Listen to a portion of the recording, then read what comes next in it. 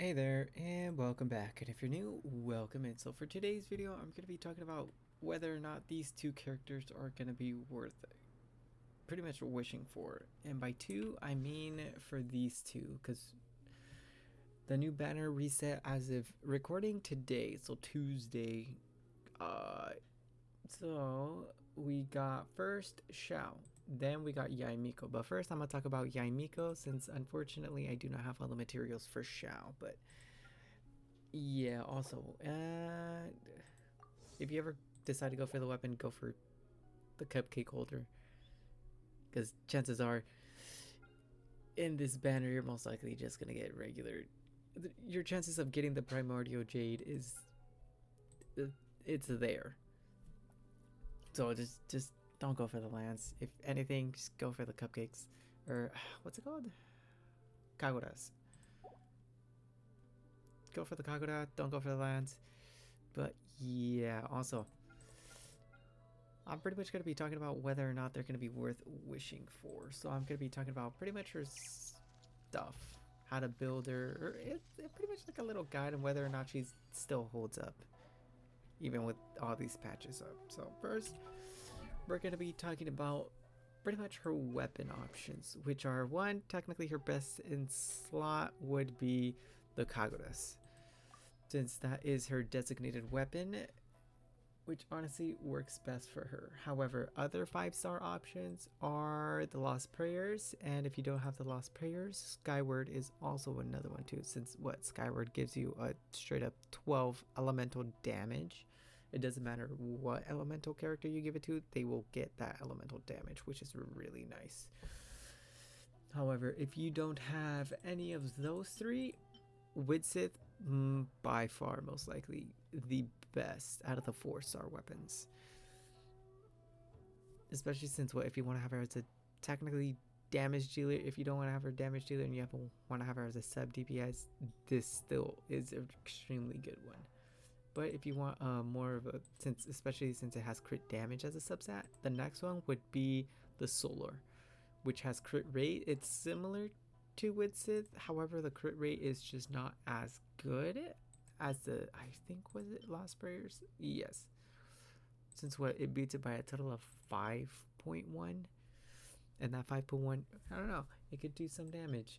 But yeah, so Widsith, then we got Solar, another one which is maybe a good option, but I kind of doubt it. It's sacrificial. It's mostly due to the elemental mastery that it gives, since the way you want to build her, you're gonna have to invest several things into her, which is she's like an all-around character. But now next would be the Mappas, which also somewhat similar to sacrificial, but it's just does more, gives you more attack, but you have less elemental mastery.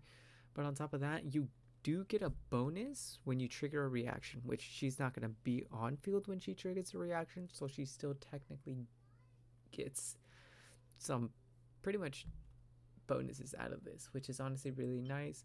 Not a lot of people have this, so I'm not going to include it.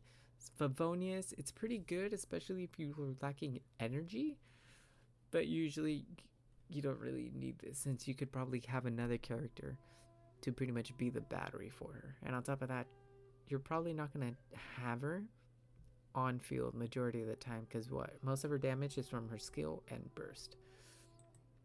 But yeah, there is Thrillings, because why not? Because chances are you're just going to swap into her, use her skill, and then swap out to the next character, and then that character is going to have a 48% increase to attack.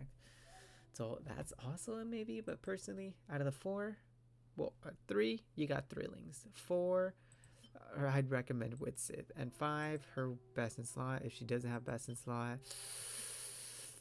Out of these two, I'd probably say maybe Skyward, since it gives you the bonus for elemental damage. Now then, for the artifact sets, I would pretty much go with right here.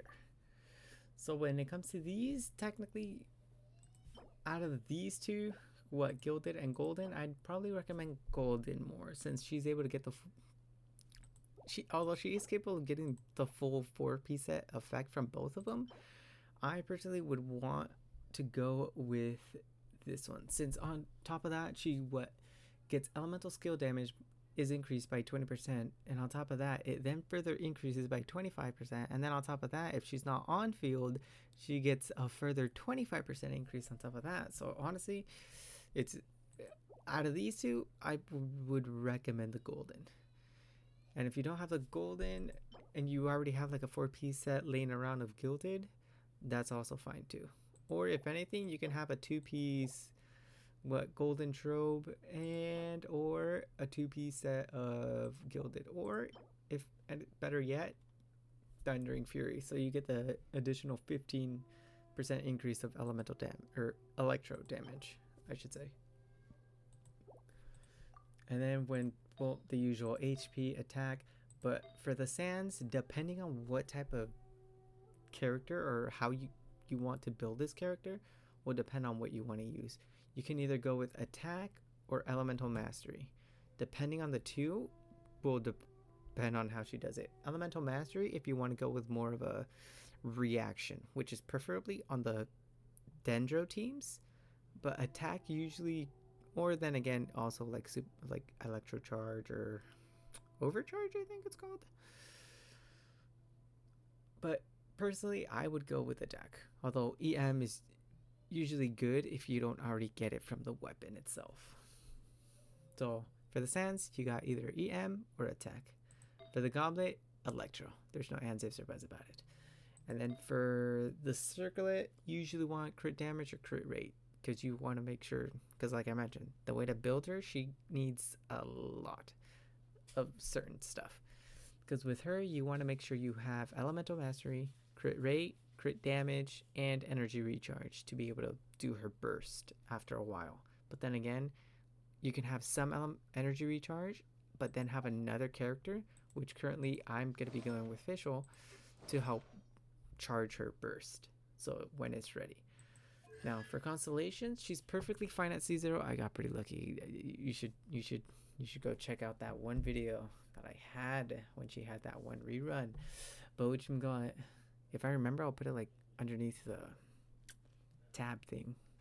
But anyways, she works perfectly fine at C0, but personally C1 is extremely good, because whenever she pretty much places these down and does her burst, it then allows her to get energy from those three. So she pretty much gets 8 energy from, I think, each totem. I could be wrong though.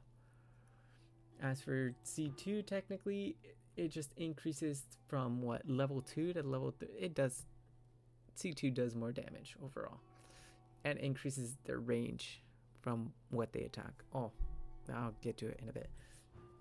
And then C3 just increases her skill damage. And then C4 technically boosts the electro damage for all the party members. And that damage increase is by 20%, but only for 5 seconds. Then C5 is her burst. And lastly, C6 just completely, pretty much ignores 60% of the enemies. Not completely, apologies. It ignores 60% of the enemy's defense, which honestly, pretty good, not gonna lie. But still, works perfectly fine at C0. But if you were to go for Constellations, I would go with either C1, 2, or just straight up 6. But personally, if you just want one copy, she works perfectly fine. Now, for her pretty much skills or abilities, just ignore normal attack. That way you not only save materials more, but you also save technically time when it comes to farming. Her highest priority is skill, then burst, and then you can ignore normal attack, because most of her damage is going to be coming from her skill, since you're going to be placing down on the field.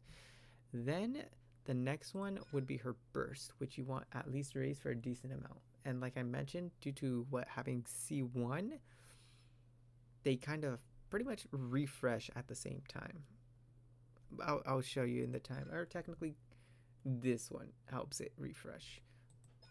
But with this one, she gets more energy. So pretty much she, with I think it was C2 pretty much, C2? Oh, C1, my fault. C1 allows her to refill her own burst a lot faster, which honestly, it's pretty nice. And for this one, for each one that's destroyed, so each one of her little totems that's destroyed by her burst reduces their cooldown, which honestly, it then allows you to then place them down again and refresh them. Because what? The totems last for technically 14 seconds and they each have a 4-second cooldown. So I'm gonna say you put all three, it's gonna be about like, because if you have all three, you'll be able to spam it. But the moment you already placed all three, there's gonna be the cooldown. So you're then gonna have to wait the 4 seconds to then put another one down to change the positions of those totems. But overall, it's not gonna be that much of an issue. Now for the next one, so this is where elemental mastery comes in hand for two things. For pretty much every elemental mastery point she possesses, it increases the damage of her totems by 15%.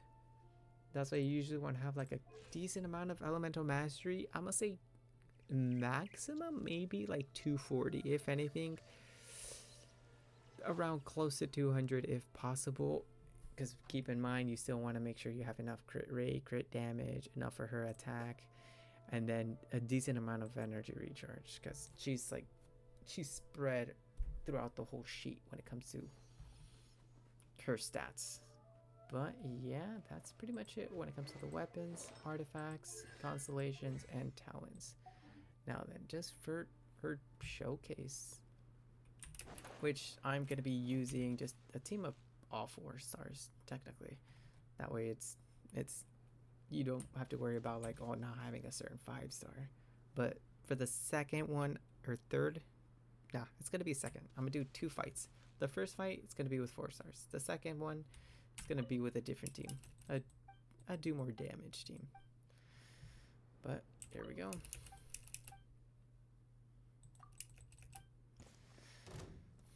So remember, normal attacks aren't her top priority. It's mostly these totems. And you usually want to make sure they all connect. That way it increases the chances of them doing damage. Because look, just constant 14. And just like, you switch, boom. And then now you're getting reactions. But you see how they broke down?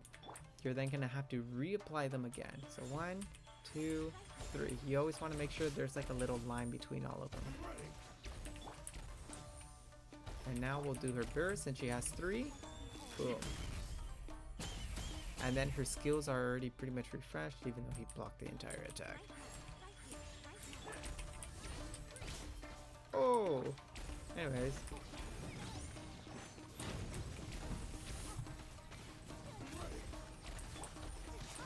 Oh, 1, 2, 3. I'll heal. Ooh. Overall, it's like her skill damage is extremely good. So it's like, you may not like her attitude, or maybe you like her attitude. I don't know. It's everyone's different. You can't deny that she has a decent amount of good damage, which is absurd. Now then, we're going to be trying a different team this time. This is what it looks like when you have like a stronger team. Yeah, here we go. Because what? It didn't take that long, and majority of the damage, it was just her little thing.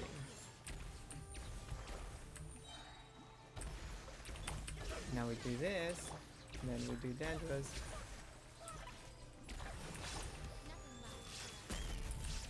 That's 20, 32s, 32s, it's crazy.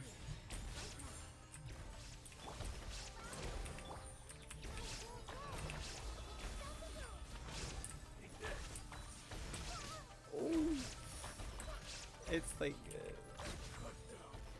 overall, she's just extremely good, especially with the stronger team. And what, Nahida also increases the party's elemental mastery, also depending on who's currently on the field as well. But still, though, overall, she's an extremely good character.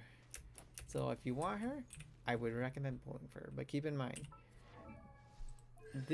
some of this damage is mostly because she has C3, but she works perfectly fine at C0. So whether you want to get her or not, that is up to you, because at the end of the day, you're the one playing her, not other people, unless you share your account for some weird reason. But still, that is about it for her. So if you ended up enjoying this video, make sure to drop a like and subscribe. Really helps out the channel. And until next time. Oh, and we're what? I think 5 subs away from 300. Let's try to make it a 300 before the end of the month. If not, we always got next month. So that's that. Later, nerds. Take care.